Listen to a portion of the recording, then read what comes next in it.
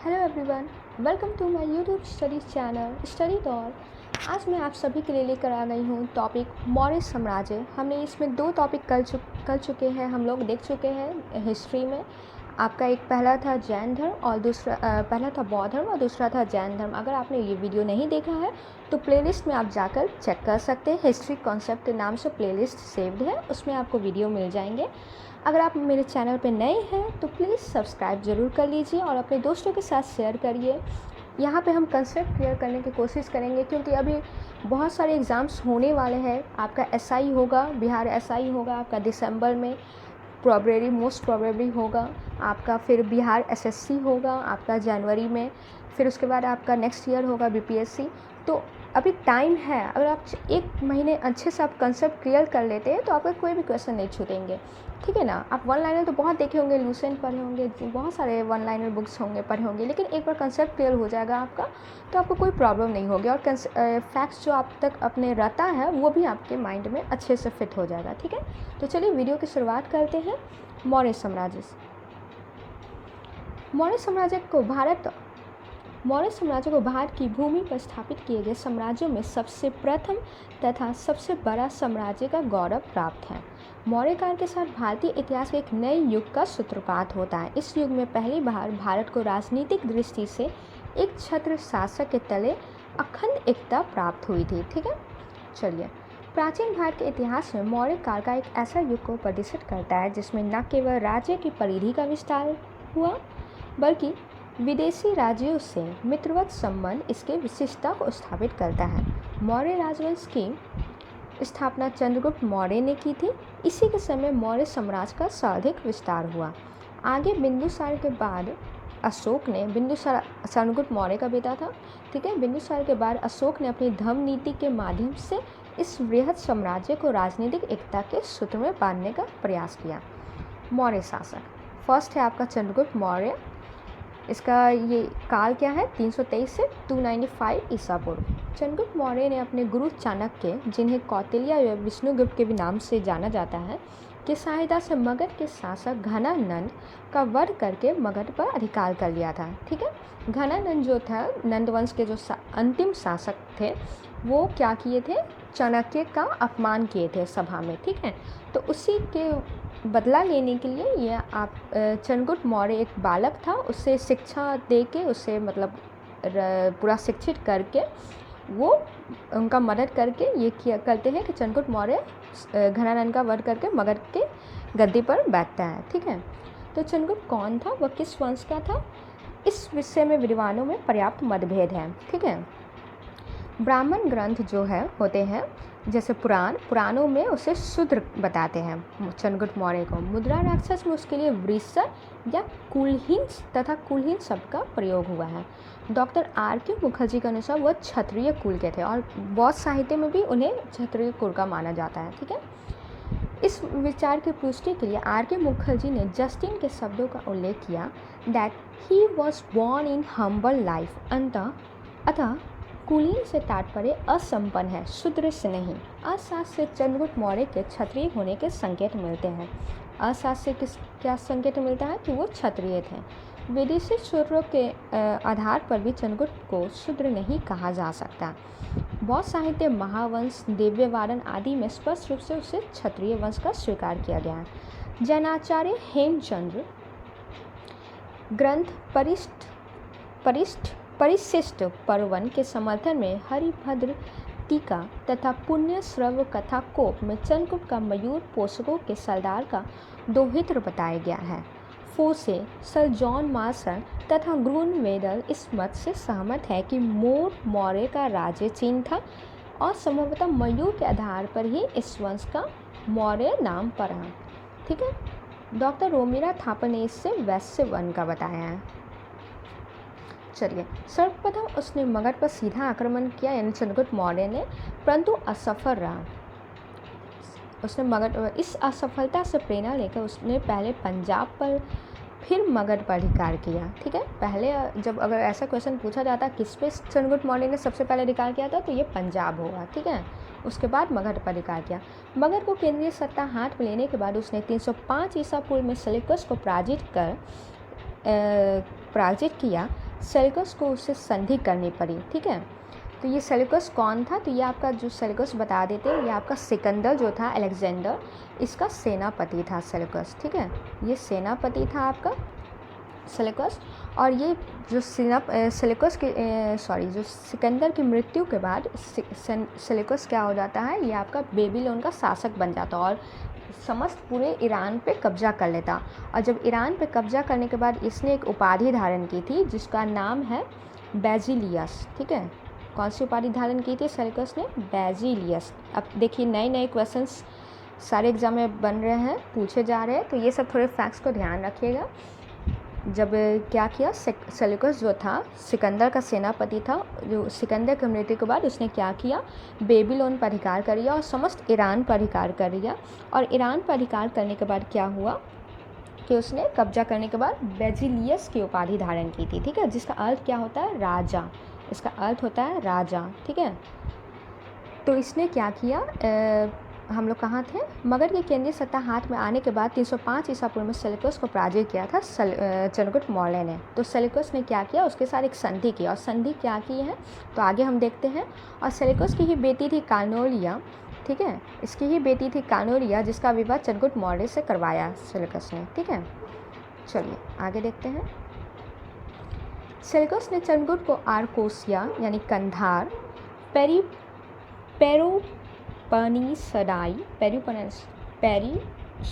पेरोपनीसराई, हेरात के प्रांत, एरियाना यानी काबुल, जेरोसिया यानी बलूचिस्तान का जो एरिया था, बलूचिस्तान मकरान का एरिया था, जेरोसिया उसको कहते थे, कि क्षत्रियों के कुछ भाग प्रदान कर दिए। ठीक है, सेल्यूकस ने ये सब क्या कर दिया, चंद्रगुप्त मौर्य को दे दिया। बदले में चंद्रगुप्त ने क्या किया, 500 हाथी सेल्यूकस को दिए।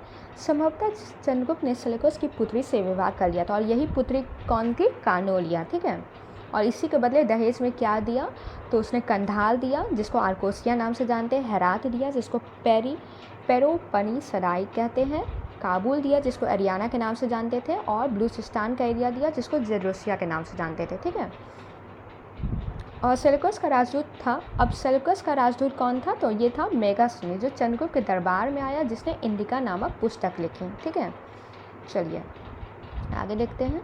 मेगास्थनीज चंद्रगुप्त और सिकंदर के मध्य हुए संधि के अंतर्गत मेगास्थनीज चंद्रगुप्त मौर्य के दरबार में दूत के रूप में आया था।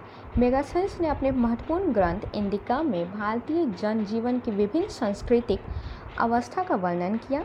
हालांकि इंडिका अब अपने मूल रूप में उपलब्ध नहीं है। जो मेगास्थनीज ने इंडिका लिखा था वो अब नहीं है। ठीक है, इतने टाइम हो गए तो वो अब नहीं है वैसे मूल रूप में, किंतु इसके बिखरे हुए भाग कुछ बचे हुए हैं, जिसको 1846 में सैंडबैग ने संग्रहित कर मेगास्थनीज इंडिका नाम से प्रस्तुत किया। ठीक है, मेगास्थनीज ने तत्कालीन भारत के पूर्व से पश्चिम विस्तार को 28,000 स्टेडिया तथा उत्तर से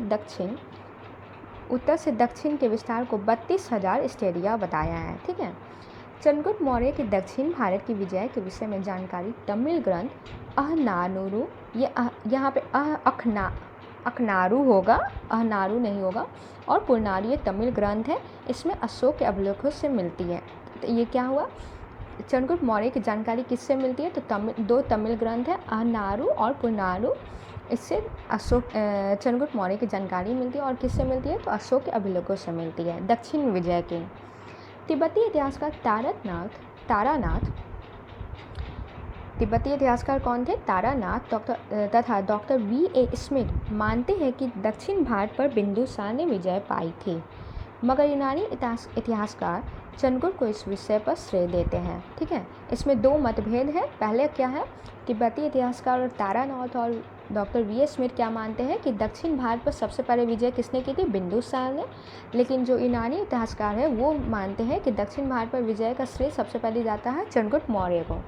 चंद्रगुप्त मौर्य ने पश्चिम भारत में सौराष्ट्र तक का प्रांत जीता था। ठीक है, जो ये आपका इंडिया है, तो ये पश्चिम भारत वाला सौराष्ट्र वाला पार्ट है, महाराष्ट्र और गुजरात, ये आपका जीता था चंद्रगुप्त मौर्य ने। ठीक है,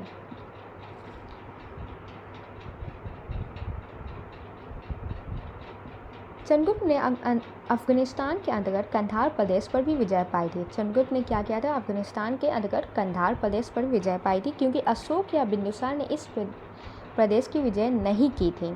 ठीक है, जबकि अशोक के अभिलेख वहाँ पाए गए हैं। अशोक ने क्या किया कि वहाँ पे अशोक, और कहा गया है कि अशोक और बिंदुसार वहाँ विजय नहीं किया था, ये आपका चंद्रगुप्त मौर्य ही किया था, लेकिन अशोक के अभिलेख पाए गए हैं कंधार से। चंद्रगुप्त का साम्राज्य उत्तर में हिमालय, ये आपका देखिए ये आपका इंडिया है, ठीक है, तो उत्तर में आपका हिमालय, ठीक है, उसके बाद उत्तर में आपका हिमालय तथा पश्चिम में हिंदकुश, पश्चिम में ये वाला पार्ट आपका जो आता है हिंदकुश, ठीक है, जो अफ़गानिस्तान वाला क्षेत्र है आपका, अफ़गानिस्तान, आपका ताजिकिस्तान, ये सब वाला एरिया वो हिंदकुश में कहलाता है, ठीक है। इसकी राजधानी पाटलिपुत्र थी।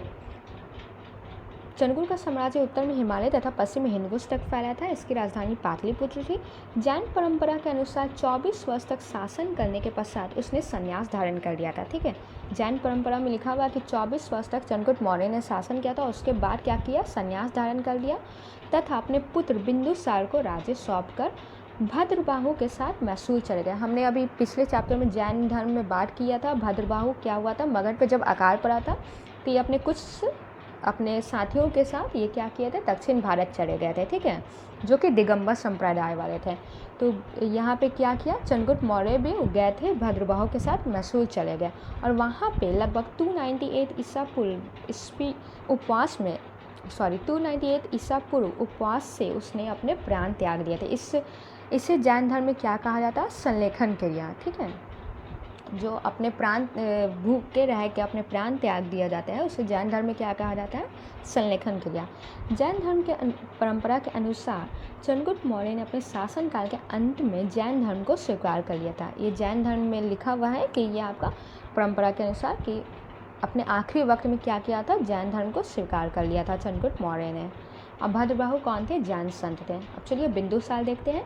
बिंदुसार 298 ईसा पूर्व से इनका काल था 273 ईसा पूर्व। चंद्रगुप्त मौर्य के पश्चात उसका पुत्र बिंदुसार गद्दी पर बैठा। एक जैन गाथा के अनुसार बिंदुसार की माँ थी दुलधरा, ठीक है। विभिन्न स्रोतों में बिंदुसार को विभिन्न उपाधियाँ दी गई है। यूनानी लेखक ने बिंदुसार को क्या कहा है, अमित्र केदिस या अमित्र घाट, ठीक, उपाधि दी है। पौराणिक अनुश्रुति से उसके लिए नंदसार और भद्रसार शब्द मिलता है। पौराणिक अनुश्रुति उसके लिए नंदसार और भद्रसार शब्द भी कहा जाता है। भद्रसार किस में कहा जाता है, तो ये आपके वायु पुराण में कहे जाते हैं, ठीक है। परिशिष्ट पर्वन ने उसे बिंदुसार तथा एक चीनी ग्रंथ से उसे बिंदुपाल का नाम दिया गया।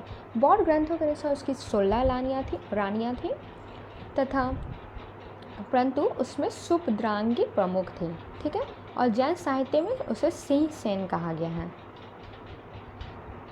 उसके शासनकाल में तक्षशिला में 2 बार विद्रोह हुआ। ये किसके बात कर रहे हैं हम लोग, बिंदुसार की बात कर रहे हैं। उसके शासनकाल में तक्षशिला में 2 बार विद्रोह हुआ। पहली बार अशोक ने विद्रोह को दबाया, दूसरा विद्रोह बिंदुसार की मृत्यु के कारण दबाया नहीं जा सका था। बिंदुसार ने अपने शासनकाल में कोई प्रदेश विजित किया हो, इस बात का प्रमाण नहीं मिलता है। उसने यूनान, मिस्र, सीरिया आदि देशों से मैत्रीपूर्ण संबंध बनाए थे। कौन कौन देशों से मैत्रीपूर्ण संबंध बनाए थे, यूनान, ग्रीस, मिस्र, इजिप्ट, सीरिया आदि देशों से मैत्रीपूर्ण संबंध बनाए थे। यूनानी राजदूत कौन थे, डायमेकस, उसके दरबार में आया था। इसको कौन भेजा था, डायमेकस को, तो इसको एंटियोकस ने भेजा था, सीरिया नेरेस था, ठीक है, और उसके दरबार में आया था। तथा मिस्र के शासक ने भी एक राजदूत डायनोसियस भेजा था। डायनोसियस जो भेजा था इसको मिस्र का नरेश टॉलमी II ने भेजा था, ठीक है। एथेनियम नामक यूनानी लेखक कहता है कि बिंदुसार ने सीरियाई राजा एंटियोकस प्रथम से 3 चीज़ें मंगाई थी, ठीक है। एंटियोकस से क्या किया था, सीरिया जो राजा था एंटियोकस, इसे क्या किया था, 3 चीज़ें मंगाई थी। ये मीठी मदिरा थी, सूखी अंजीर थी और एक दार्शनिक यानी सोफिस्ट था। लेकिन सीरियाई नरेश ने क्या किया, तीसरी वस्तु नहीं भिजवाई थी। दिव्यवादन के अनुसार, जो कि ये बौद्ध ग्रंथ है, दिव्यवादन के अनुसार बिंदुसार की मंत्री परिषद में 500 मंत्री हुआ करते थे। अब अशोक देख लेते हैं। 273 ईसा पूर्व से 232 ईसा पूर्व। बौद्ध ग्रंथों के अनुसार बिंदुसार के 101 पुत्र में से सुमन यानी सुसीम सबसे बड़ा था। सुमन को सुसीम के नाम से भी जानते हैं। तो बिंदुसार के 101 पुत्र थे, ठीक है, उसमें से सुमन या सुसीम सबसे बड़ा था, अशोक दूसरा और सबसे छोटा था। ठीक है, 18 वर्ष की आयु में अशोक को अवंती राष्ट्र का प्रमुख बनाया गया। अवंती, इसकी राजधानी क्या थी? उज्जैनी। तो 18 वर्ष की आयु में अशोक को अवंती राष्ट्र का प्रमुख बनाकर उज्जैन भेजा गया। वहीं पर अशोक ने महादेवी नाम की शाक्य कुलीन विदिशा की राजकुमारी से विवाह कर लिया था। महेंद्र और संघमित्रा महादेवी की ही संतान थी। ठीक है, जिसे श्रीलंका भेजा था अशोक ने, तो ये महेंद्र और संघमित्रा किसकी संतान थी? महादेवी की, जिससे अशोक ने शादी किया था। उसके इलाहाबाद स्तंभ लेख से ज्ञात होता है कि उसकी दूसरी पत्नी का नाम कारुवाकी है। ये किससे ज्ञात होता है कि उसकी दूसरी पत्नी कारुवाकी है? ये इलाहाबाद स्तंभ लेख से पता चलता है। और ये इलाहाबाद स्तंभ लेख को इसी वजह से रानी का अभिलेख भी कहते हैं। ठीक है, रानी का अभिलेख। और उसके पुत्र का नाम तीवर था। कारुवाकी से जो उनका पुत्र हुआ उसका नाम क्या था? तीवर। और महादेवी की संतान थी महेंद्र और संघमित्रा। ठीक है, उसके अभिलेख में एकमात्र इसी पत्नी का नाम अभिलेखित है। सिहली स्रोत कहते हैं कि अशोक ने 99 भाइयों की हत्या करके सिंहासन प्राप्त किया था, परंतु अशोक के 5वें अभिलेख में उसके जीवित भाइयों के परिवार का उल्लेख है। ये किस में पता चलता है? सिहली स्रोत के अनुसार अशोक ने 99 भाइयों के हत्या करके सिंहासन प्राप्त किया था, लेकिन अशोक के 5वें अभिलेख में उसके छोटे जीवित भाइयों का परिवार का उल्लेख है। उसके संस्मरण से ज्ञात होता है कि वह अपने पूर्वजों जैसा ही जीवन, मांसाहारी, शिकार, खेलना, नाच गाने में रुचि, मदिरा पान आदि व्यतीत करता था। ठीक है, चलो अशोक की रानियाँ देख लेते हैं। संघमित्रा ये आपकी मुख्य रानी थी अशोक की। तिस्से रक्षिता बौद्ध वृक्ष को क्षति पहुंचाई थी। कारुवाकी इलाहाबाद अभिलेख में उल्लेख है इसका, रानी अभिलेख कहते हैं। महादेवी महेंद्र व संघमित्रा की माता थी। पद्मावती कुणाल की माता थी। देखिए, पद्मावती नाम से कंफ्यूज नहीं होइएगा, ये कुणाल की माता का भी नाम था जो अशोक की वाइफ थी। दिव्य वादन में इसका उल्लेख है जो कि बौद्ध ग्रंथ है। कलिंग युद्ध 261 ईसा पूर्व महापद्म नंद ने कलिंग जीत कर, ये महापद्म नंद कौन था? ये नंद वंश का संस्थापक था। ठीक है, ने कलिंग जीत कर मगध साम्राज्य में मिलाया था, जबकि बिंदुसार के शासनकाल में कलिंग ने स्वतंत्रता घोषित कर दी थी। ठीक है, कलिंग को किसने जीत कर मगध साम्राज्य में मिलाया था? तो ये महापद्म नंद ने मिलाया था, और बिंदुसार के टाइम में कलिंग स्वतंत्र घोषित हो गया। दक्षिण उड़ीसा में स्थित कलिंग के राजा का नाम ज्ञात नहीं है। अशोक ने अपने राज्य के 8वें वर्ष में कलिंग पर विजय प्राप्त की थी। इस युद्ध का वर्णन और परिणाम शिलालेख 13 के अंतर्गत उसने स्वयं लिखवाया है।